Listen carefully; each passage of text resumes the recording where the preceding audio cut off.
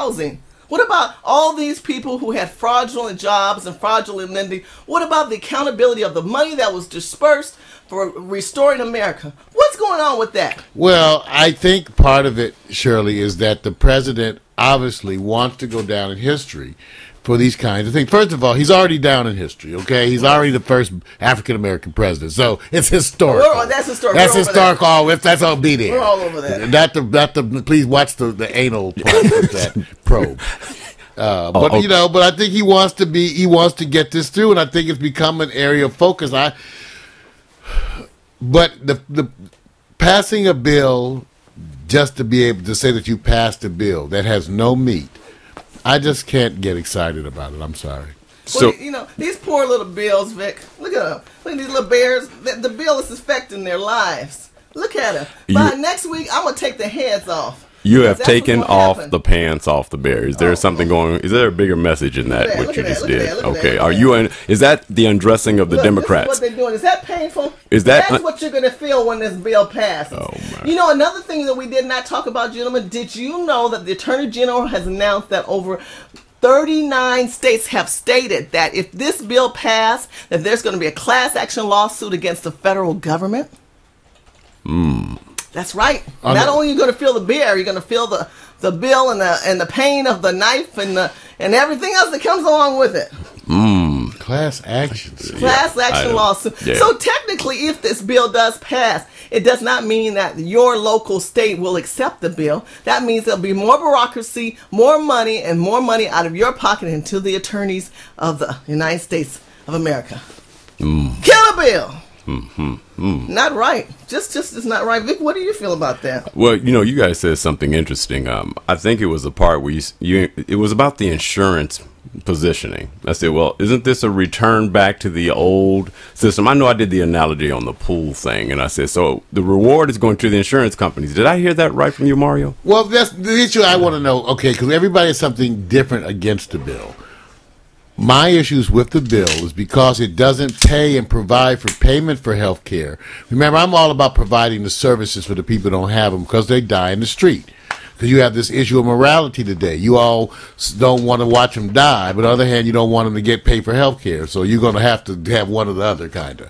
So here we are today. The president's trying to push this bill, which is going to mandate that people purchase health care, which in a sense is mandating that money go directly to the insurance companies. Right. No, hell no. I'm not trying to keep them. I actually want to see them go out of business. To me, they're pimps and hustlers, and they're ripping you off. Have you noticed many people have been experiencing already? It shows you the arrogance, you guys. How many of you have had your health care insurance premiums go up while the debate is going on? Because they know that they can do that. They know they can do this to you. And you ain't right. No, it's not right. They're purposely doing it because they can get away with it. They can get away with it now. And remember, I'm the radical leftist. Yes. So my issue with the bill is that it's a fake bill. It doesn't really do anything. It doesn't provide what we really need. And so therefore, I'm not going to let you put a feather in your cap. Right. To say you did this, especially you all, if you mandate that people must purchase care and you don't provide payment. Whenever you mandate that people purchase anything, you're funding that industry. That's correct. Just like in California, we made the insurance companies richer by mandating auto insurance.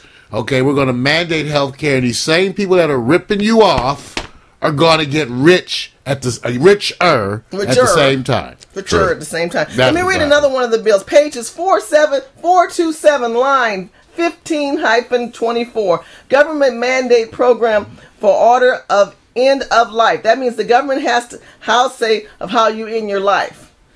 Now, there's another thing. They can control if you live or die. Well, that's being worked out. But let me tell you, Shirley, too, by the way, the sassy Republican's in that chat room, and I'm telling you, she's right there. Help me out, Sassy.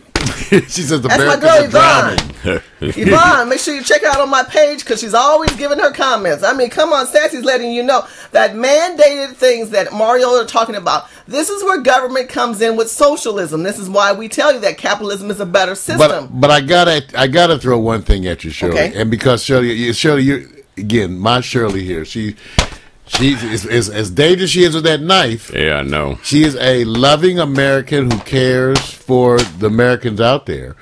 The question I have is, do we, and I want to ask the people in the chat room, do we fundamentally believe that we want to provide health care to the people in all segments of American life? Now, and I ask you this because if you don't, you have to be willing to let them die. You can't keep writing laws that say you can show up at any ER and get care, right, but then pass no laws to pay for that. What you're doing is trying to pass the buck and bankrupt the ERs. That's correct. So I have this discussion over and over, Shirley. Shirley, I'm not sure people even really agree that they really want to even provide the health care for somebody else. Yeah, I think they kind of just say, "Hey, my debts are bad.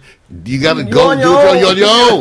Yeah, I know. I agree. But with remember, when you say that, when they show up, you also have other laws that say when you say that, they will show up on the ER door with a pneumonia that could have been treated for $15 2 months ago. Now they have a problem that's going to cost you, $5,000 a day. Okay. And you're going to be stuck as the taxpayer because you already mandated with your new pseudo-morality that they have to have care, but just ain't nobody got to pay for it. Ain't nobody has to pay for it. We have not talked about life. Meaning that, what are we doing to preserve life in America? What are we doing so that people stay healthier so that they don't have to go towards the doctor or towards medicine? Because that's where the cost accumulates. It's because of sickness. As much money as we spend on trying to keep us alive, why aren't there programs mandated, if you're going to do a mandate by the government, such as maybe better physical health care for children so that when they become adults, they know how to stay healthier, and we would not have issues with having to have money for health care when we're naturally maintaining our health. Well, that's a good point. Just like the schools, Shirley, we're no longer, I don't know if you guys realize, everybody, probably, I think most people watching the show are probably over 30, a lot of them. Okay, so you go, remember this. Remember you had to take PE? Yes. Yes. Well, physical education, we called it. Yes. Well, PE is optional today. So 2/3 of your adults are obese. Right. Physical education is optional. You have the most overweight children you've ever had, probably in American history. Right. But if we don't fund the schools, if we don't fund those things, in other words, it's obviously, so you guys got to accept one thing. The public, they're kind of on the slow side. Yeah, they are on the slow side. So they're going to hurt themselves. Well, they really are, and their kids. And I understand. Are they on the slow side, or the fact that it's not priority for them? They're living their lives, they're paying their bills, they're trying to cover as much as they can. They're eating fast food, though. They're running out to McDonald's. Well, it's affordable. I can get 2 tacos for 99 cents at Jack in the Box. Well, yeah, you think about it. You take a family of 5 there, but then look at it. You can take a family of 5 on $10. You're overweight, undernourished. You could have taken that money, went to the store, and bought a cabbage, some carrots, rice. Okay.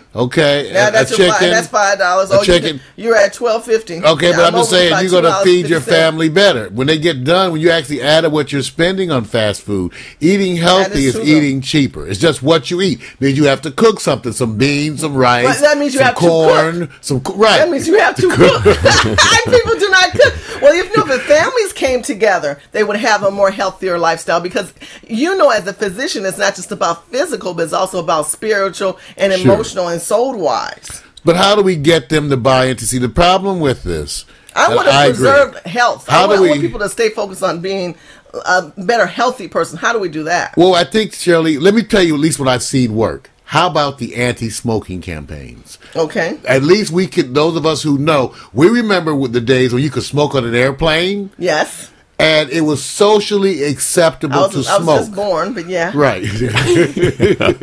But what I'm saying, I'm saying that the anti-smoking campaign is a campaign where you actually affected people's mentality. You went after them with education to actually try to affect our young folks and people that smoking is not okay. And it's kind of working. Now, the smokers I know hate it, but we needed to try to attempt to adjust our society's thinking. Right. And I know how much people resist that, but part of that is education.